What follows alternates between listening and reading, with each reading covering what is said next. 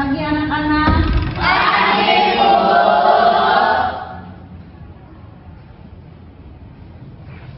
Assalamualaikum warahmatullahi wabarakatuh.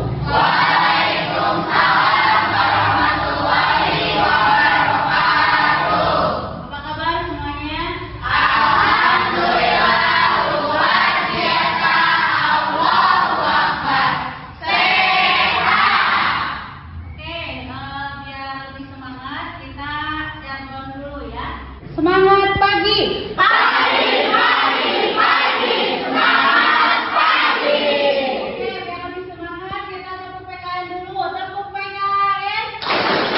Religius, nasionalis, mandiri, gotong royong, integritas.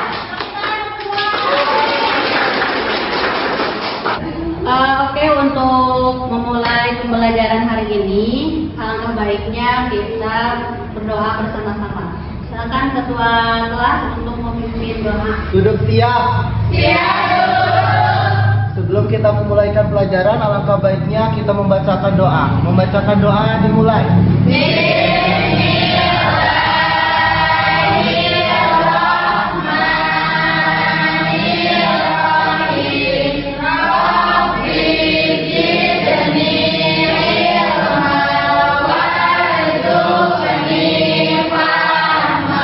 Baik, kita absensi dulu untuk kegiatan pagi hari ini. Ibu absen dulu ya. Aditya, Hadirmu. Ahmad, Akila, Intan. Sakit, Bu.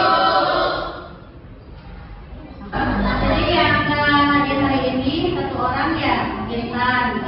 Sakit kita doakan semoga Intan lekas sembuh. Oke, untuk hari ini kita akan mempelajari tentang penerapan Pancasila dalam konteks berbangsa dan bernegara. Ada yang tahu bagaimana penerapan Pancasila dalam kehidupan berbangsa dan bernegara? Tahu, Bu. Apa? Enggak. Oke, coba di sini sebelum kita mulai pembelajaran, ada yang tahu tidak bagaimana penerapan Pancasila dalam kehidupan sehari-hari? Coba berikan contoh. Coba, Chandra. Jadi salah satu contoh kehidupan berbangsa dan bernegara itu seperti kita melakukan gotong royong di lingkungan rumah atau di lingkungan sekolah. Terima kasih Zahra, jawabannya tepuk tangan untuk Zahra. Pertanyaan lagi, siapa yang tahu apa pengertian dari hak asasi manusia? Sorry? Hak asasi manusia adalah hak-hak yang diberikan oleh Allah Subhanahu wa taala kepada manusia dari sejak lahir yang harus dihormati oleh hukum, oleh negara dan oleh semua orang. Terima kasih, bagus sekali jawabannya, tepuk tangan untuk kita.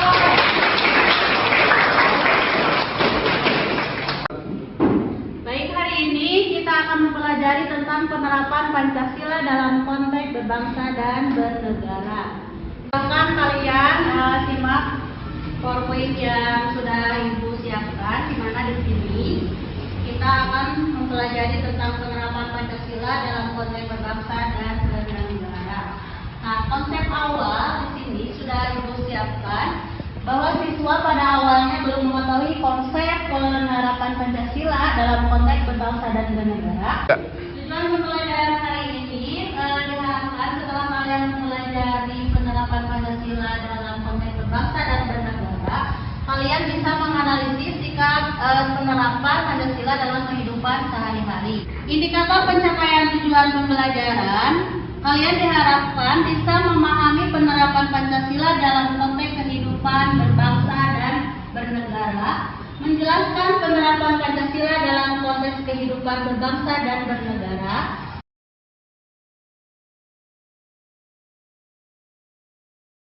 Aktivitas yang akan kita lakukan hari ini, di sini Ibu akan membagi kalian ke dalam 5 kelompok. Pembagian kelompok ini Ibu akan dengan menggunakan media menghitung ya. Nanti Ibu akan hitung kalian berhitung dari ujung. Coba dari sana berhitung. 1, 2, 3, 4, 5, 1, 2, 3, 5, 1, 2, 3, 4, 5, 2, 3, 4, 1, 3. Nah, setelah kalian selesai menghitung, silakan kalian sekarang duduk berkelompok. Jadi tadi yang satu dengan yang satu, dua dengan yang dua dan seterusnya. Silakan.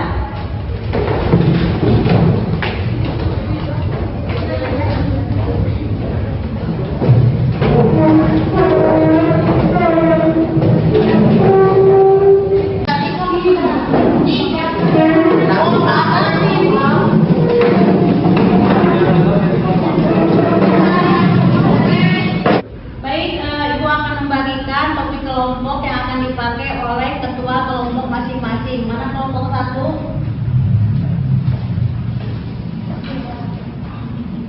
Kelompok dua? Kelompok tiga? Kelompok empat? Kelompok lima? Silakan untuk topik kelompoknya dipakai oleh ketua kelompoknya masing-masing.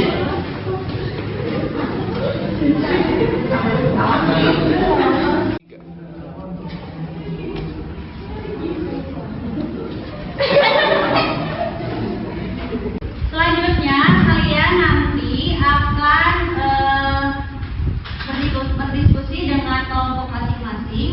Dimana di sini Ibu sudah menyediakan kode barcode yang akan kalian scan nanti. Nah, di situ sudah ada LKPD yang harus kalian kerjakan, materi dan video, tayangan video yang harus kalian simak. Setelah itu kalian diskusikan, lalu nanti akan ada beberapa kelompok yang akan berpresentasi ke depan. Silakan HP-nya dikeluarkan semuanya dan scan barcode-nya.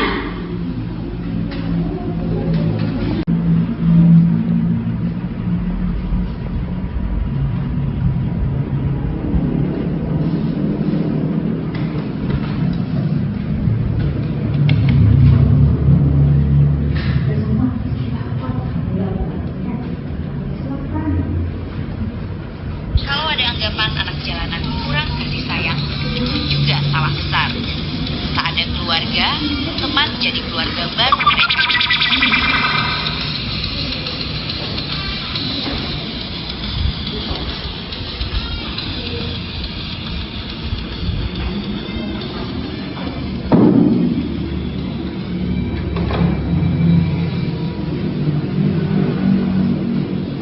Bagaimana sudah bisa terlihat dan disimak videonya? Sudah. Kalau sudah, di sini ada kertas plano yang harus nanti LKPD tersebut kalian kerjakan. Di kertas yang Ibu berikan.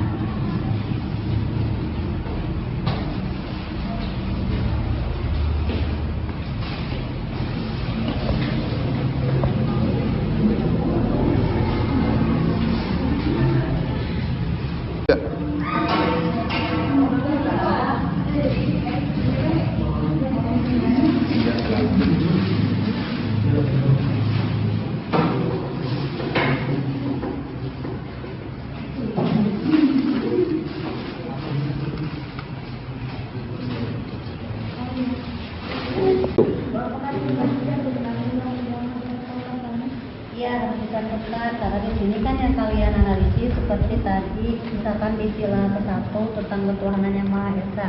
Nah, tadi di video kan sudah ada contoh kerukunan umat beragama. Berarti dikaitkan dengan nilai dasarnya kan sila ketuhanan yang Maha Esa.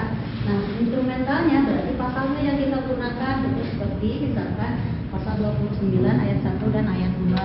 Kalau di hak asasi manusianya itu ada pasal 28 tentang hak memilih agama sesuai dengan keyakinan masing-masing. Jadi ininya dicantumkan.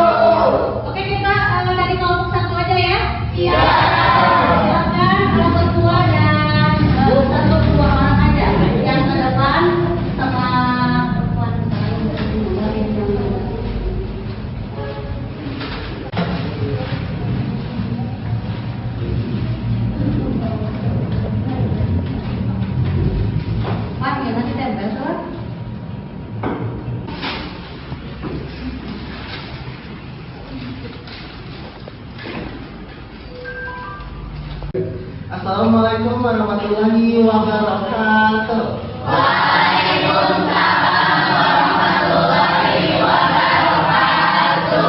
Terima kasih buat Ibu yang memberikan kesempatan bagi kami untuk mempresentasikan hasil dari diskusi kami tentang peranan Pancasila dalam berbangsa dan bernegara.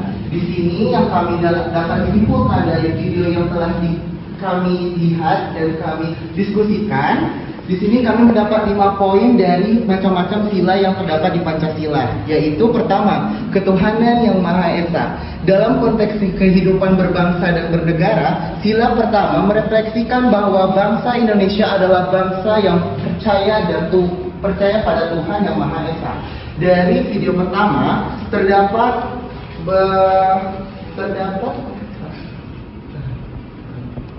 Dari video pertama, terdapat orang yang sedang berdiri dengan memiliki keragaman dari beragamanya. Yang pertama itu dari Konghucu dan sampai ke Islam. Nah, di sini kita dapat simpulkan bahwa di Indonesia memiliki banyak atau beraneka ragam agama yang dimana macam-macam agama ini. Oke, terima kasih untuk kelompok 1 yang sudah mempresentasikan hasil dari diskusi kelompoknya. Coba dari teman-teman semua, ada yang mau bertanya untuk kelompok 1? Silakan, Chandra. Menurut pendapat kalian tentang sila pertama kan ketuhanan yang Maha Esa. Nah, bagaimana tentang warga negara yang memiliki agama tetapi dia melenceng dari agamanya? Ya. Nah, dari kami diskusikan bahwa sila pertama adalah ketuhanan yang Maha Esa, merefleksikan bahwa bangsa Indonesia itu percaya terhadap Tuhan yang Maha Esa. Jika seseorang itu tidak percaya atau melenceng terhadap agamanya, berarti dia bukan dari bagian bangsa Indonesia, karena bangsa Indonesia sendiri itu adalah bangsa yang mempercayai adanya Tuhan yang Maha Esa. Terima kasih dari jawaban Zahra. Terima kasih untuk jawabannya Irwan. Bagaimana Zahra? Sudah. Dari jawaban Irwan tadi, coba dari kelompok lain ada yang mau menambahkan? Saya Bu. Silakan, Coy. Saya ingin bertanya mengenai kata melenceng. Melenceng di sini konteksnya seperti apa dalam hal manusia yang berbangsa dan bernegara dalam hal beragama? Jadi manusia atau warga yang melenceng dari agamanya itu seperti dia ada anak-anak jalanan, dia beragama Islam tetapi melakukan hal-hal yang diharamkan Islam seperti mabuk-mabukan, minum alkohol, narkoba, gitu.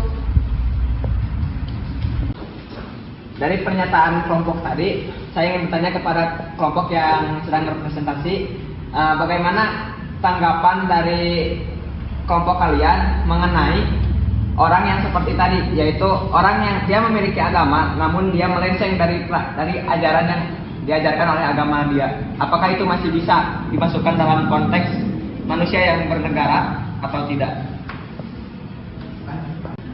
Menurut kelompok kami, dari penjelasan atau insiden yang dibawa oleh Zahra, bahwa pengingkaran itu bisa dimasukkan ke dalam misalnya minum alkohol atau apa dalam agama, itu masuk ke konteks keluar dari bernegara dan berbangsa, itu sebenarnya adalah hal yang benar dan fakta. Tetapi kita memiliki hak masing-masing di mana kita bisa melakukan apa yang kita mau.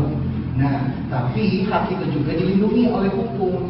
Nah, hukum ini dibuat oleh negara. Nah, berarti jika kita melanggar hukum yang telah ditetapkan oleh kita, walaupun itu hak kita, itu termasuk dalam sebuah pengingkaran hak. Nah, maka dari sini kami menjelaskan tentang penerapan Pancasila dalam konteks berbangsa dan bernegara, edisi pelanggaran HAM. Nah, di situ ada 4 video, bukan hanya 1 video tentang beragama, tetapi masih banyak pengingkaran HAM yang mungkin terjadi. Jadi video yang telah ditampilkan oleh hasil dari jawaban kami. Oke, bagus sekali jawaban dari Irwan. Tepuk tangan untuk Irwan.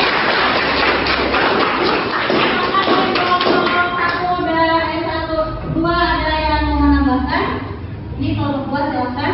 Kan kalau ini tadi kan pengingkaran kepada itu kan tentang agama Islam dan melakukan hal-hal yang yang dilarang. Kan kalau dalam konteks agama kan udah pastinya dekat dosa gitu. Nah, kalau misalkan dari dalam konteks negara itu kan itu termasuk pengingkaran. Nah, konsekuensi yang bakal didapetin sama orang itu gimana? Nah, itu tergantung dari pribadi orangnya. Jika orang itu memberikan dampak buruk pada orang lain atau dapat merusak dalam tatanan negara yang disusun oleh pemerintah, contohnya seperti mengedarkan narkoba. Kan mengedarkan narkoba, negara sudah mewanti-wanti bahwa mengedarkan narkoba itu dilarang. Nah, jika seseorang itu melakukan, nah hukumnya atau konsekuensinya akan dilanjutkan ke jalan hukum, yaitu karena kita punya hak yang dilindungi oleh hukum, maka apapun yang kita lakukan maupun salah atau benar itu akan dilanjutkan oleh hukum. Terima kasih untuk kelompok 1 yang sudah mempresentasikan dengan begitu baik dan sudah menjawab pertanyaan dari semua kelompok. Silakan kelompok 1 untuk ditutup. Terima kasih buat teman-teman yang udah siap mendengarkan apa yang kami sampaikan atau hasil diskusi kami, dan semoga dari pembahasan atau penjelasan materi dari pertanyaan-pertanyaan teman itu disampaikan dengan sempurna dan baik. Terima kasih dari saya. Wassalamualaikum warahmatullahi wabarakatuh. Waalaikumsalam warahmatullahi wabarakatuh.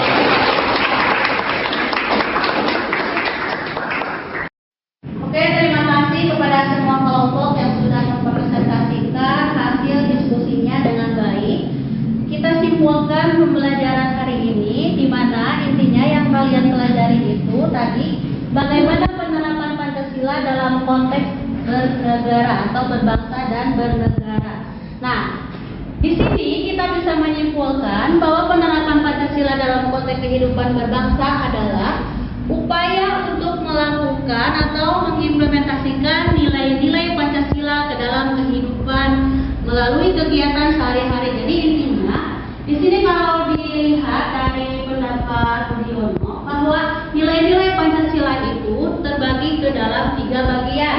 Yang pertama ada nilai dasar, ada nilai instrumental, dan nilai praktis. Nah, kalian sudah mempelajari bagaimana nilai dasar itu seperti apa? Seperti apa nilai dasar itu? 5 sila Pancasila. Jadi 5 sila Pancasila itu bersifat tetap ya, bersifat tetap dan utuh. Contohnya seperti dari sila pertama ketuhanan sampai dengan sila keadilan ya. Terus yang kedua ada nilai instrumental. Ini penjabaran dari nilai dasar. Di mana instrumental itu adalah undang-undang ya. Tadi misalkan pasal-pasal yang sudah ditetapkan di dalam undang-undang. Ya. Yang ketiga ada nilai praksis. Nah, nilai praksis ini adalah nilai sesungguhnya.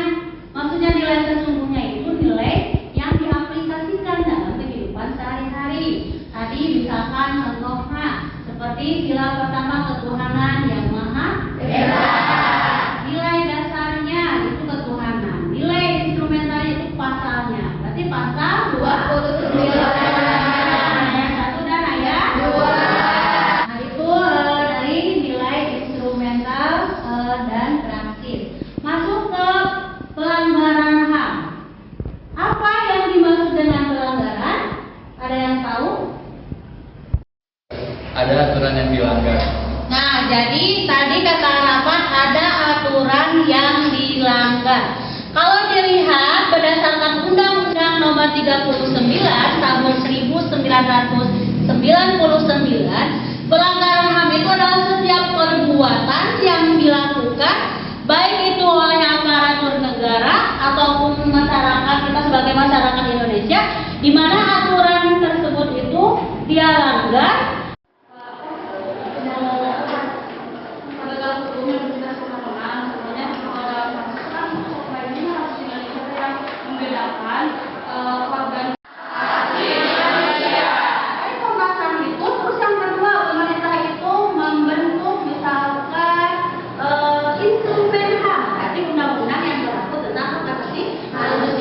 Dan yang ketiga, ada pengadilan hilangnya. Nah, kenapa senang kata ilayati? Banyak bisa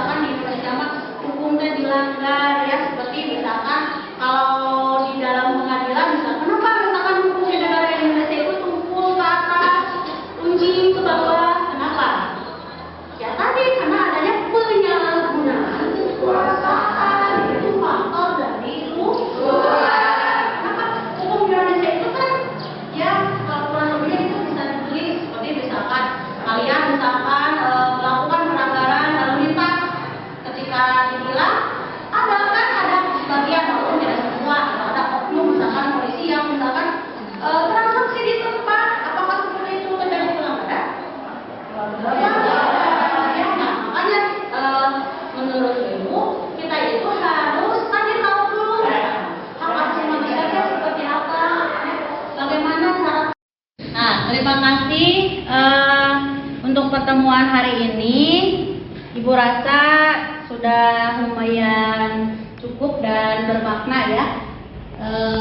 Mudah-mudahan apa yang kita pelajari hari ini bermanfaat. Amin.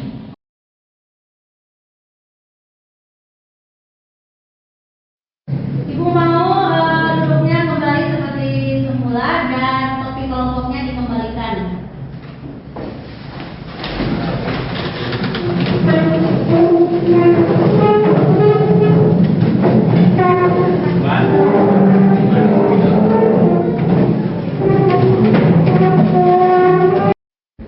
Baik, terima kasih untuk semuanya. Hari ini kita cukupkan sampai di sini. LKPD yang kalian kerjakan nanti dikumpulkan dan kita akan bahas pada pertemuan kedua. Ya. Sebelum itu, silakan untuk ketua kelas memimpin doa. Duduk siap. Siap.